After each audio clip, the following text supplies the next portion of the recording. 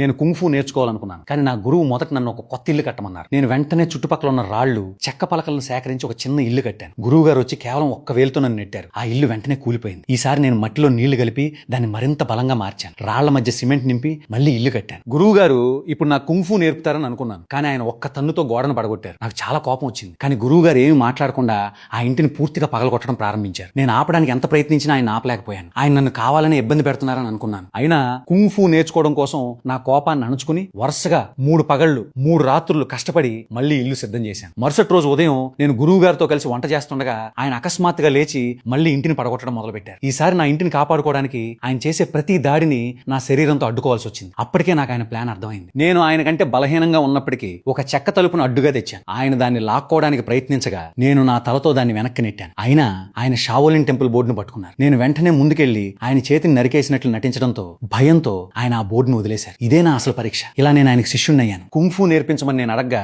ముందు పొలంలో ఉన్న కూరగాయలకు నీళ్లు పోయి అవి సిద్ధమయ్యాక నేర్పుతానన్నారు. ఇప్పుడు నేను ప్రతిరోజు కొండపై నుండి కిందకి దిగి నీళ్లు తీసుకురావాల్సి వచ్చేది. మొదట్లో ఈ శిక్షణ నన్ను చాలా అలసిపోయేలా చేసింది. కానీ మెల్లగా నా గురువు గారు అసలు పాఠం అర్థమైంది. ప్రతిరోజు ఇల్లు కట్టడం, నీళ్లు మోయడం ద్వారానే నేను అప్పటికే కుంఫు నేర్చేసుకున్నాను.